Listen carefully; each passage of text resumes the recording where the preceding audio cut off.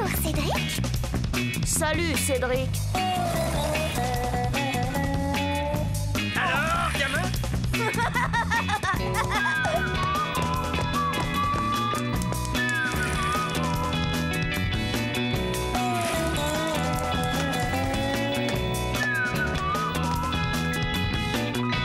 Quelle vie on mène tout de même quand on a 8 ans.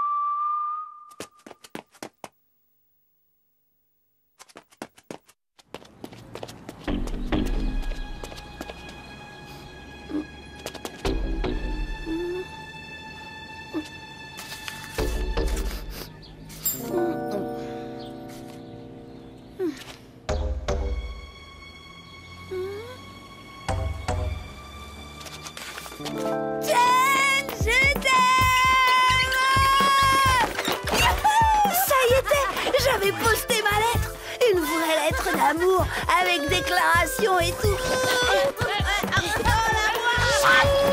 Jen allait la recevoir le lendemain matin. Elle allait la lire et connaître enfin la force de mon amour. Ça m'a fait un choc de rencontrer Jen. L'amour, ça suit pas toujours les autoroutes. Quelquefois, ça prend des raccourcis. Moi, ce que je voulais, c'était lui parler après qu'elle ait reçu ma lettre. C'était ça, mon plan. Tu sais, j'ai reçu ta lettre, Cédric. Oui? Tu sais qu'elle m'a fait plaisir. Ah oui? Tu sais que moi aussi je t'aime depuis le premier jour. Ah oui? J'attendais seulement que tu te décides à m'embrasser. Ah oui! Ma perle d'Orient, mon bouton d'or.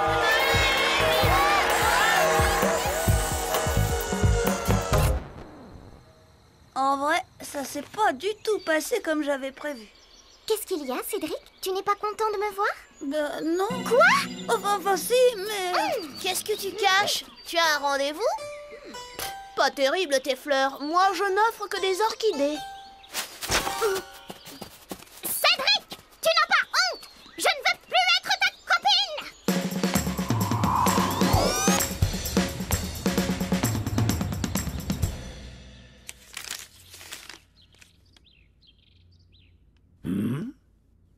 Qu'est-ce qui tourne pas rond, gamin?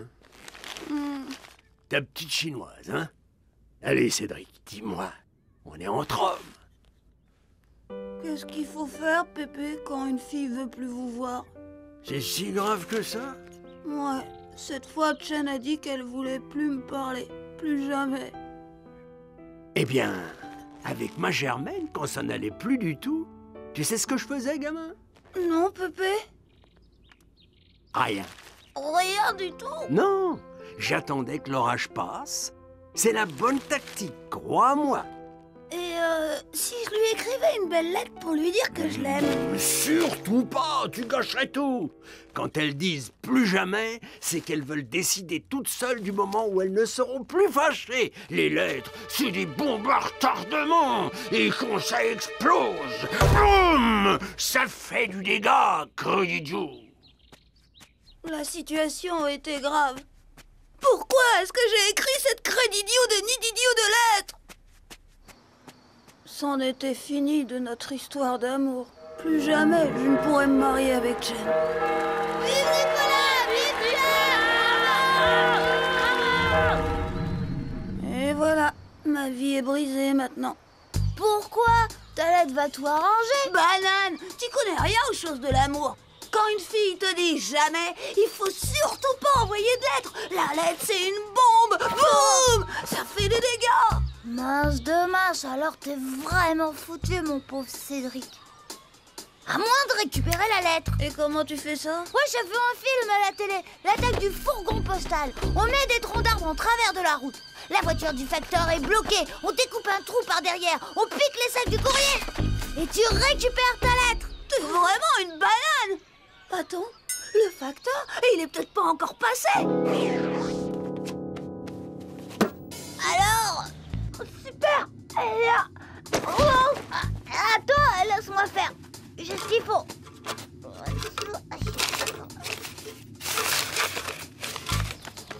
Pousse-toi. Mais crétin, je l'avais presque. Qu'est-ce que je vois? Voler du courrier? Vous n'avez pas honte, garnement? Savez-vous qu'à l'époque de l'aéropostale, des pilotes ont choisi de mourir pour sauver le courrier? Fiez, nom d'une pipe!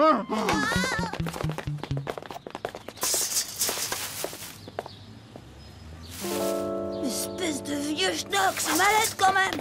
J'ai bien le droit de voler mon courrier, non? Voilà. Ça y est, je l'ai.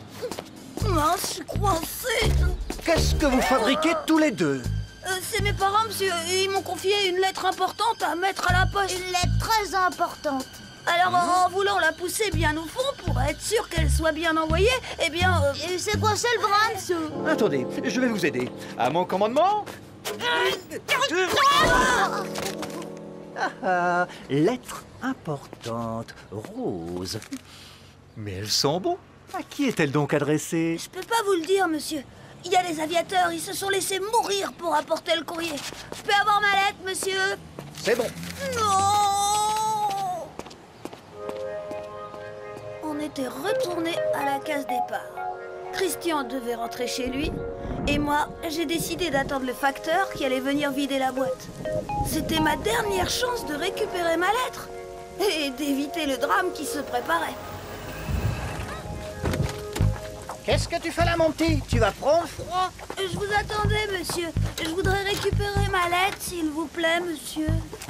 Mais tu sais que ça ne se fait pas de reprendre une lettre qu'on a postée. C'est cette lettre-là, monsieur. La rose. C'est strictement interdit par le règlement postal. Le courrier, c'est sacré, mon gars. Sais-tu qu'à l'époque de l'aéropostale... Oui, je sais. Il y a des pilotes qui sont morts. Mais, monsieur, c'est que... je crois que je l'ai pas bien collée, ma lettre. Voyons voir. Pas de problème, elle est cachetée correctement. Je suis pas sûre d'avoir mis assez de timbre. Ça va, mon gars, elle est parfaitement timbrée. Vous allez me la rendre, ma lettre, oui ou non? Ah, c'est comme ça? Eh bien, la prochaine fois, mon petit gars, tu réfléchiras avant de la poster, ta lettre.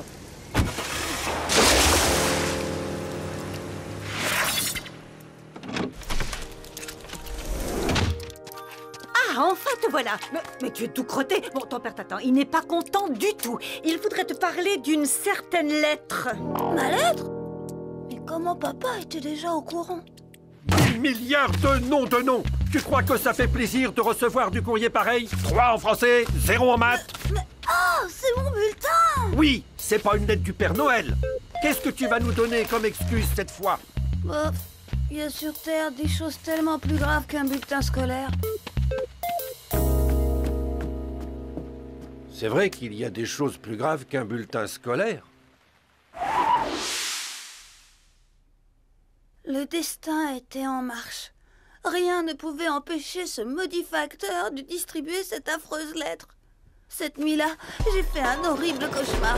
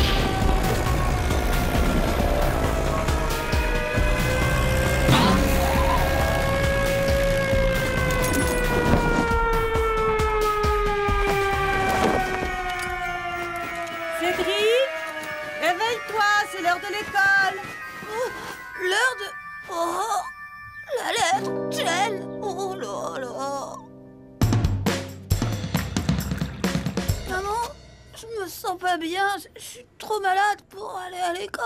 Quelle idée, aussi traîner comme ça sous la pluie. C'est peut-être pas prudent de l'envoyer à l'école. Sors, Marie-Rose, je m'occuperai du gamin. Après tout, il faut bien que ton vieux papa serve encore à quelque chose. Mais tu n'as rien mangé. tu vas finir par tomber vraiment malade. Je suis malade, je guérirai plus jamais. Ma vie est fichue. Baliverne, allons.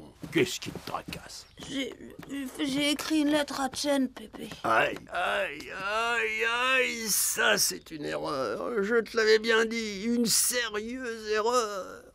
Tiens, enfin, rien n'est jamais perdu, gamin. Et puis moi, des femmes, j'en ai connu qu'une dans ma vie. Peut-être qu'elles ne réagissent pas toutes comme ma Germaine. Elles sont tellement imprévisibles. Il faut toujours garder espoir. Pourquoi tu rigoles, Pépé? Parce que je crois que tu as une visite. Chen! Oh non, je veux pas la voir. Dis-lui que je suis pas là, que je suis contagieux ou que je suis mort ou dis n'importe quoi. Honte sur moi, gamin. Cédric t'attend. Il sera très content de te voir. Bonjour Cédric, tu vas mieux? Je t'ai apporté les devoirs à faire. Merci, Chen, c'est gentil, merci. Je voudrais te te dire... Oui? Je viens m'excuser pour m'être fâchée contre toi. Ah non, c'est moi, j'aurais pas dû... Enfin, je voulais... Enfin, il s'est passé quelque chose aujourd'hui? Non, rien. Christian a été interrogé en maths. Oh, pas de bol. Au fait, tu sais, j'ai reçu une lettre. Une lettre? Oui, une drôle de lettre d'un amoureux inconnu, pas signée. Pas signée? J'ai oublié...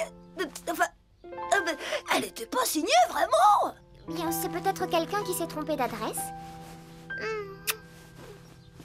Ça fait tout de même plaisir de recevoir des lettres gentilles comme celle-là. Elle m'a embrassée.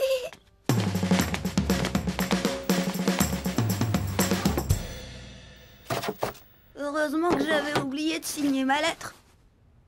Je n'ose pas imaginer ce qui serait arrivé si je l'avais signée. Hé, elle l'a quand même trouvée gentille, ma lettre. Peut-être que j'aurais dû la signer. La vie est vraiment compliquée quand on a 8 ans. Et qu'on est amoureux.